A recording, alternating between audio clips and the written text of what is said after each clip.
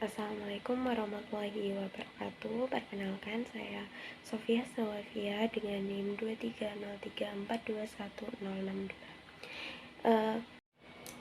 Baik, untuk memenuhi tugas UTS mata kuliah Islam aplikatif, mari kita bahas tentang model Islam apa sih yang cocok diterapkan di Indonesia. Baik, dari awal munculnya Islam di Indonesia, awal datangnya Islam di Indonesia sekitar abad ke-7 melalui perdagangan, pernikahan, dan lain sebagainya. Hingga saat ini kita mengenal ada beberapa ajaran Islam, beberapa aliran ajaran Islam. Di antaranya yang pertama ada Syiah, yang kedua ada Ahlus Sunnah wal Jamaah, yang ketiga ada Khawarij, yang keempat ada Islam Jamaah. Baik, dan yang kelima ada Ahmadiyah Qadian. Mungkin kita bahas satu persatu. Dari Syiah. Syiah itu terbagi menjadi 4 kelompok.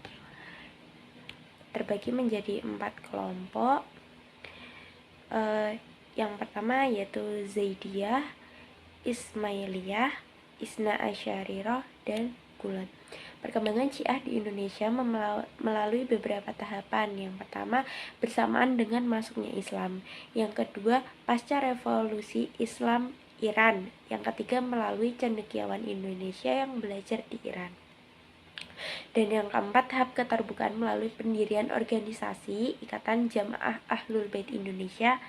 Syiah memiliki beberapa pandangan, yaitu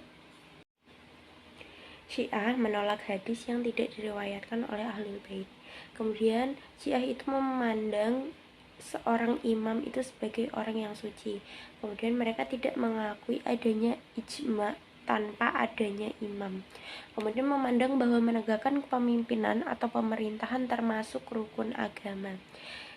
Dan yang terakhir, tidak mengakui kekhalifahan Abu Bakar As-Siddiq, Umar bin Khattab, dan Utsman bin Affan. Dalam ajaran Syiah sendiri, seseorang dikatakan beriman jika memenuhi 5 rukun, yaitu yang pertama ada At-Tauhid, An-Nubuwah, Al-Imamah, Al-Adlu, dan Al-Ma'ad.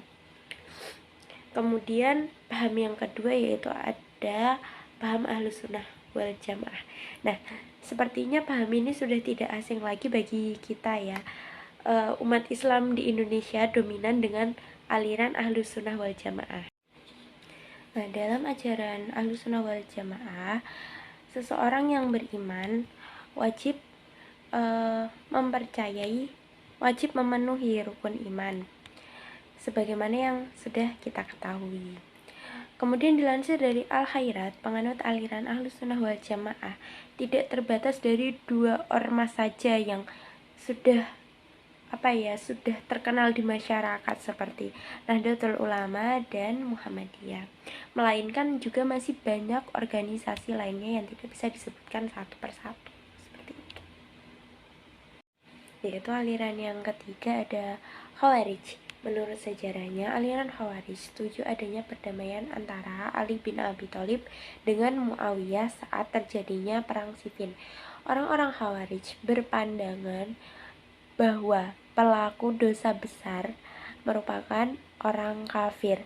Mereka juga berpendapat bahwa surat Yusuf bukan termasuk surat dalam Al-Quran, karena mereka menganggap surat Yusuf itu mengandung dari sebuah cerita-cerita. Baik, kemudian paham aliran yang keempat yaitu ada Islam Jamaah. Mengutip Majelis Ulama Indonesia, paham Islam Jamaah muncul di Indonesia pada tahun 1970-an. Ajarannya dianggap sesat dan menimbulkan keresahan. Sampai akhirnya ajaran ini dilarang pemerintah pada tahun 1971. Namun mereka terus beraktivitas secara mengubah nama, kemudian memuncak pada 1977 hingga 1978. Baik, yang kemudian ini yang paham aliran yang kelima tidak kalah menarik untuk dibahas dari paham aliran sebelumnya ya. Ya, baik, di sini ada aliran Ahmadiyah.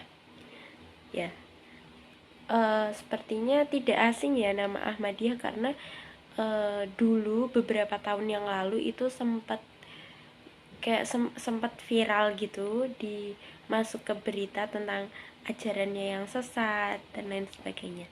Kemudian di sini dibahas, yaitu mengutip laporan ilmiah publikasi Universitas Andalas, Ahmadiyah berasal dari Qadian di India, berdiri pada 23 Maret 1889 oleh Mirza Ghulam Ahmad. Nah, dalam paham Ahmadiyah ini memiliki kepercayaan bahwa ada nabi setelah Nabi Muhammad, yaitu Mirza Ghulam Ahmad tersebut. Baik, dari 5 pembahasan aliran agama Islam yang terdapat di Indonesia tadi, teman-teman bisa menyimpulkan nih, mana sih aliran yang sesuai dengan kaidah-kaidah dan sesuai dengan kultur masyarakat di Indonesia. Seperti itu. Sudah dijelaskan tadi bahwa penganut aliran terbanyak ada di Ahlus Sunnah wal Jamaah. Ya, di Ahlus Sunnah wal Jamaah itu terdiri dari beberapa ormas, dan yang paling terkenal adalah Nahdlatul Ulama dan Muhammadiyah. Ya, mungkin sekian pembahasan dari saya, kurang lebihnya mohon dimaafkan. Mungkin cukup sekian dari saya. Pembahasan tadi saya kutip dari buku Perkembangan Islam di Indonesia yang diterbitkan oleh Gramedia. Mungkin cukup, kurang dan lebihnya saya mohon maaf. Wassalamualaikum warahmatullahi wabarakatuh.